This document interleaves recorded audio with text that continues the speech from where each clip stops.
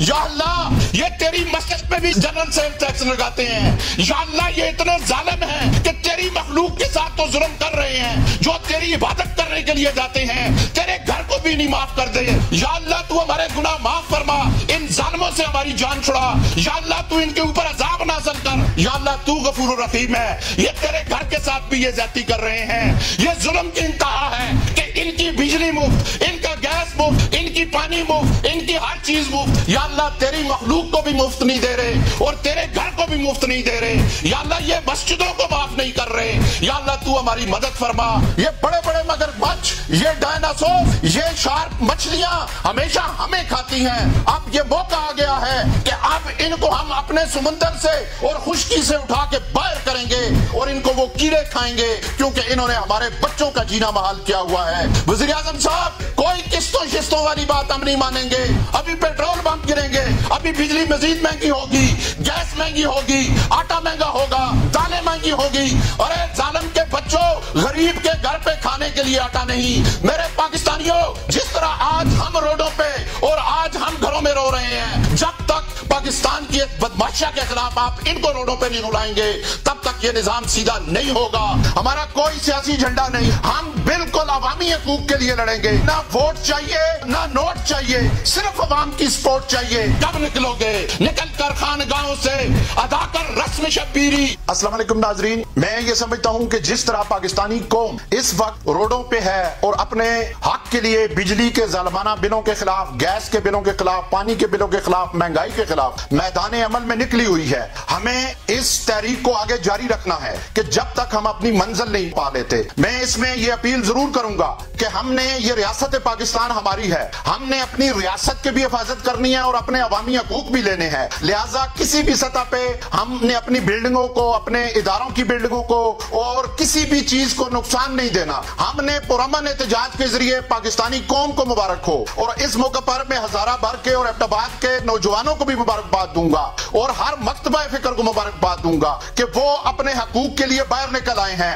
اور کہ علامہ اقبال نے اسی لیے کہا تھا کہ عقابی روح جب بیدار ہوتی ہے جوانوں میں، نظر آتی ہے ان کو اپنی منزل آسمانوں میں۔ تو میرے بھائیوں، ہم نے اس پرامن احتجاج کے ذریعے انشاءاللہ تعالی 75 سالہ اس قبضہ گروپ کے خلاف یہ جدوجہد شروع کی ہے۔ ہماری کوئی سیاسی جماعت نہیں، ہمارا کوئی سیاسی جھنڈا نہیں، ہم بالکل عوامی حقوق کے لیے لڑیں گے، اور میں نے تو یہ نعرہ ایجاد کر دیا ہے کہ نہ ووٹ چاہیے نہ نوٹ چاہیے، صرف عوام کی سپورٹ چاہیے، کیونکہ ووٹوں اور نوٹوں والوں نے 75 سالوں میں ہمیں کچھ نہیں دیا۔ خواہ جس پارٹی بھی کی حکومت آئی، وہ جمہوریت کے نام پہ آئی، وہ امریت کے نام پہ آئی، وہ اسلام کے نام پہ آئی، ہمارے حقوق کا تحفظ کسی نے نہیں کیا۔ لہٰذا ہم نے اپنی اس تحریک کو آگے جاری رکھنا ہے، اور اس وقت تک جاری رکھنا ہے کہ جب تک ہمارے حقوق ہمیں نہیں ملیں گے، کیونکہ یہ پاکستان کے اندر یہ بڑے بڑے مگرمچھ، یہ ڈائناسور، یہ شارک مچھلیاں ہمیشہ ہمیں کھاتی ہیں، مگر اب یہ موقع آ گیا ہے کہ اب ان کو ہم اپنے سمندر سے اور خشکی سے اٹھا کے باہر کریں گے۔ وہ وقت آئے گا کہ جب ان کو ہم باہر اٹھا کے پھینکیں گے تو جس طرح چونٹیاں چھوٹے چھوٹے کیڑے کھاتی ہیں، انشاءاللہ وہ وقت قریب ہے کہ ہم چونٹیوں کی طرح اتحاد کر کے ان کو باہر لائیں گے اور ان کو وہ کیڑے کھائیں گے، کیونکہ انہوں نے ہمارے بچوں کا جینا محال کیا ہوا ہے، ہماری آنے والی نسلوں کو تباہ کر دیا ہے۔ وزیر اعظم صاحب، آپ کہتے ہیں کہ آپ کا پلان سنا ہے قسطوں میں بل کرنے کا، یہ بات ہم نہیں مانیں گے، کوئی قسطوں شستوں والی بات ہم نہیں مانیں گے۔ اس کا مقصد ہے پھر بھی بوجھ ہم پہ ہوگا، ہم یہ بوجھ کسی صورت برداشت نہیں کریں گے اور نہ ہی کوئی لولی پاک قبول کریں گے۔ میرے بھائیوں، ان ڈائناسوروں کو، ان مگرمچھوں کو اور ان شارک مچھلیوں کو جب تک ان کے منہ میں کوڑے ڈال کے ان کو جس طرح قانون کے مطابق سزا ہوتی ہے، جب تک ہم سزا نہیں دیں گے ہمیں اپنے حقوق نہیں ملیں گے۔ اور میرے پاکستانیوں، ایک بات یاد رکھنا، خدا کے لیے عوامی مظاہروں میں کسی بھی سابقہ خواہ کسی بھی جماعت سے ہے جو اقتدار میں رہا، جو قومی اسمبلی میں رہا، جو سینٹ میں رہا، جو صوبائی اسمبلی میں رہا، اس کو اپنے ان مظاہروں میں نہ आने देना। ये मक्खियां हैं, जहां पे ये गुड़ देखती हैं वहां पे बैठ जाती हैं, ये आपकी तहरीक को खराब करेंगी। मुझे पता है कि ये महंगाई का जिन हमारे ऊपर से आप खत्म नहीं करेंगे। एक नया ट्रक हमारे सामने ला देंगे, एक नया लॉलीपॉप ला देंगे, मगर ये कौम हम इसको तस्लीम नहीं करेगी। अब ये तहरीक अवाम की तहरीक है, ये तहरीक बलदियाती नुमाइंदों की तहरीक है, सोशल वर्कर की तहरीक है, पिसे हुए महरूम तबकात की तहरीक है, पिसे हुए मुलाजमीन की तहरीक है, पिसे हुए हर इंसान की तहरीक है। ये किसी सियासी जमात की नहीं, ये किसी मसलक की नहीं, ये किसी मजहब की नहीं, बल्कि ये पाकिस्तान की तहरीक है और पाकिस्तान की अवाम की तहरीक है। इंशाअल्लाह हम अपने पाकिस्तान की अवाम के हकूक भी हासिल करेंगे और हमारी रियासत मां पाकिस्तान पे जिन लोगों ने कब्जा किया हुआ है, हम उनको भी इंशाअल्लाह आखिरी दम तक लड़के उनको शिकस्त फाश देंगे और अवामी राज कायम करेंगे। वज़ीर आज़म साहब, आप कहते हैं कि मैं किस तरह इनको सस्पाई करूं। वज़ीर आज़म साहब, मैं आपको कुलिया देता हूं, दुनिया के किसी मुल्क में कोई सरकारी मुलाजिम अरबोपति या करोड़ोपति नहीं होता।